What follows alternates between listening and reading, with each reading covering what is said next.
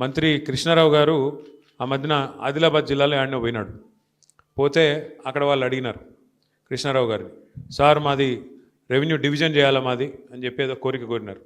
కోరితే కృష్ణారావు గారు మరి ఆ రోజు ఏం మూడ్లో ఉన్నాడో ఏం ఆలోచించుకున్నాడో కానీ చాలా స్పష్టంగా చెప్పినాడు.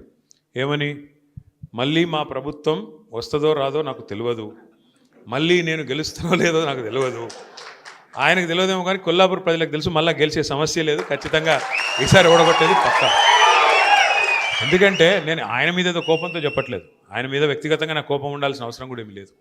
ఎందుకు గెలవరు అంటున్నా అంటే కాంగ్రెస్ పార్టీ స్పష్టంగా ఒక్క మాటలో చెప్పేయచ్చు. రామాయణం గురించి చెప్పండి అంటే కట్టే, కొట్టే, తెచ్చే, మూడు ముక్కల్లో చెప్పొచ్చు. అట్లాగే కాంగ్రెస్ ప్రభుత్వం 2 ఏళ్లలో వీళ్ళ పనితీరు ఎట్లా ఉంది అని అడిగితే ఎగవేతలు, కూల్చివేతలు, పేల్చివేతలు తప్ప చేసింది అయితే ఏమీ లేదు. ఎగవేతలు అంటే 420 హామీలు ఇచ్చి 6 గ్యారెంటీలని అలవిగాని మాటలు చెప్పి అడ్డమైన అబద్ధాలు చెప్పి కుర్చీలో కూర్చున్నారు. కుర్చీలో కూర్చున్న తర్వాత ఏం చేస్తున్నారు? 2 ఏళ్ళ నుంచి నాకంటే బాగా మీకే తెలుసు, ఊర్లలో ఎంత అవస్థలు పడుతున్నారో రైతులు మీకు తెలుసు. ఇక పేల్చివేతలు, మనమేమో చెక్ డ్యాములు కట్టినాం, ప్రాజెక్టులు కట్టినాం. మీ దగ్గర నార్లాపూర్ రిజర్వాయర్ కట్టి కేసీఆర్ గారే స్వయంగా వచ్చి బటన్ ఒత్తి ఆ పంపు చాలు చేసి నీళ్లు 145 మెగావాట్ల పవర్ ఉండే పంపు పెట్టి నీళ్లు కృష్ణా నీళ్లను మీకు ఇచ్చే ప్రయత్నం కేసీఆర్ గారు చేసినారు. మా ఆల వెంకటేశ్వర రెడ్డి గారు ఇక్కడ ఉన్నారు.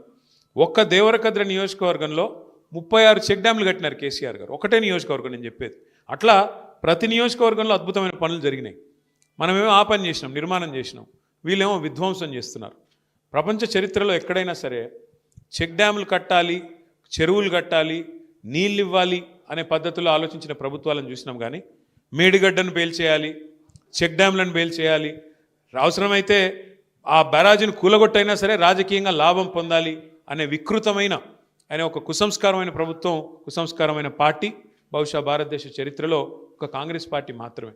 ఇక మీకు తెలుసు, కూల్చివేతలు అయితే మీరు చూస్తూనే ఉన్నారు. ఎంత పెద్ద ఎత్తున పేదల ఇండ్లు కూలగొడుతున్నారు ఇలా రాష్ట్రంలో మీరు చూస్తూ ఉన్నారు. ఒక్క దగ్గరని కాదు, మహబూబ్ నగర్తో ప్రారంభమైంది.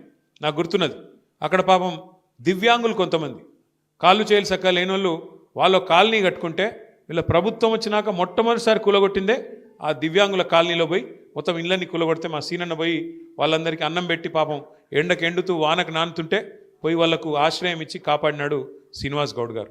ఈ ప్రభుత్వం ఈ 2 ఏళ్లలో సాధించింది మాత్రం శూన్యం, తమ అసమర్థతను కప్పిపుచ్చుకోవడానికి.